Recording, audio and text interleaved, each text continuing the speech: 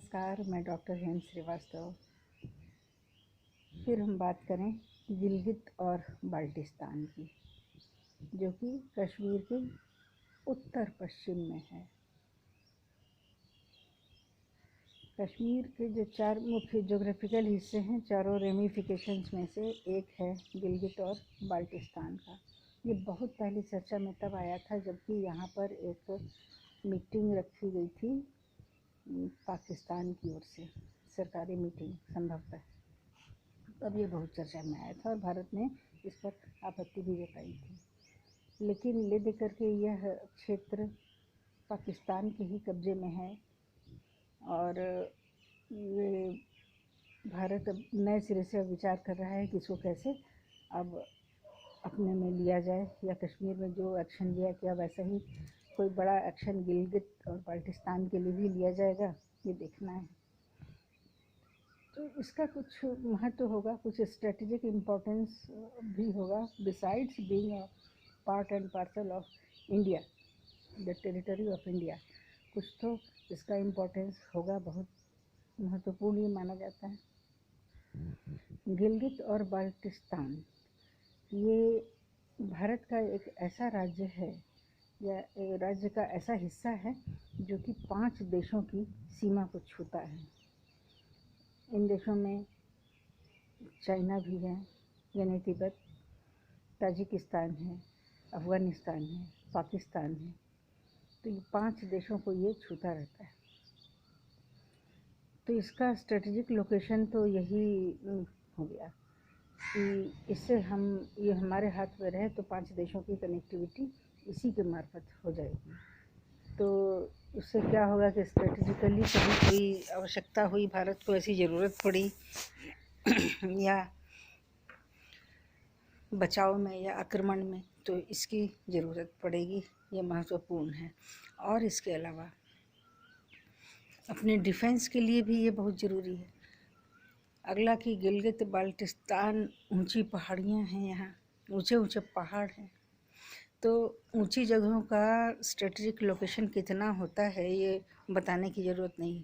हम दौलत बेग ओल्डी को देख रहे हैं। दौलत बेग ओल्डी पर जब से भारत ने उसका डेवलप किया है और उस पर जहाज़, फाइटर प्लेन्स के उतरने की, लैंड करने की और टेक ऑफ करने का इंतज़ाम हुआ है और उसको एक काफ़ी बड़ा स्टेशन के तौर पर उसको विकसित किया है, तब से भारत की क्षमता को देखिए।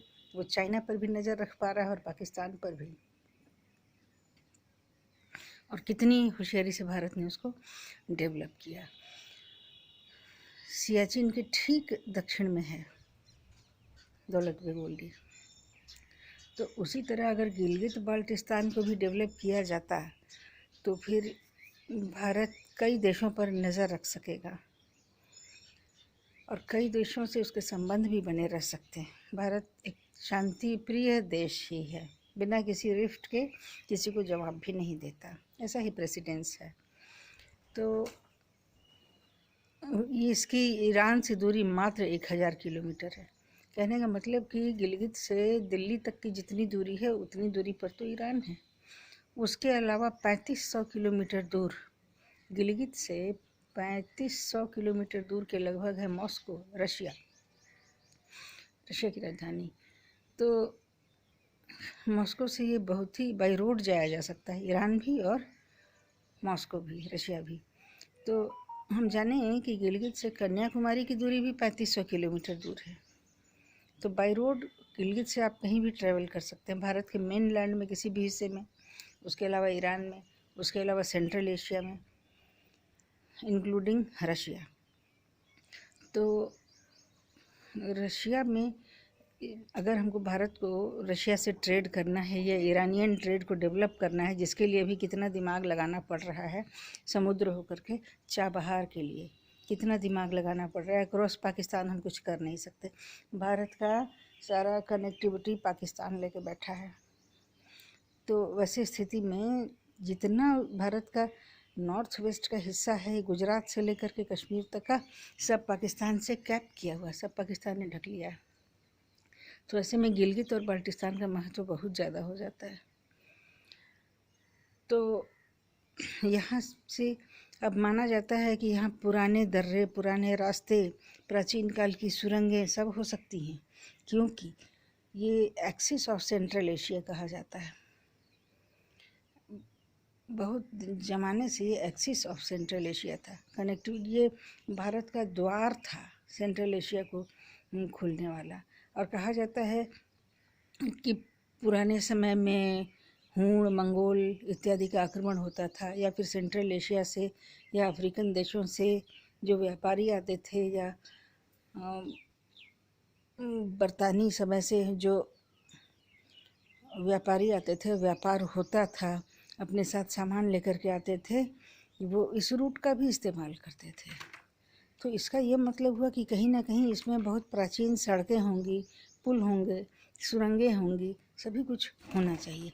तो यदि इस एरिया को खाली डिसाइफर कर लिया जाए, इसको ठीक से अपने हाथ में लेके इसको थोड़ा सा डेवलप किया जाए, तो हमें बहुत पुराने रास्ते,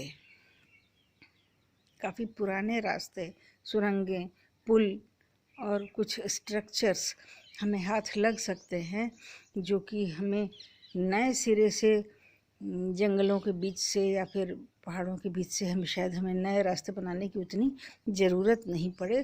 सिर्फ उनके मॉडर्नाइजेशन से ही काम चल सकता है, और हमारी कनेक्टिविटी भी कहाँ कहाँ तक हो जाएगी। अगर हम रशिया तक चले जा पा रहे हैं बाई रोड, और हम ईरान चले जा रहे हैं बाई रोड, तो यूरोप के बाकी देशों को भी हम बाई रोड टच करने की कोशिश कर सकते हैं, और खाड़ी देशों के भी हम करीब जा सकते हैं।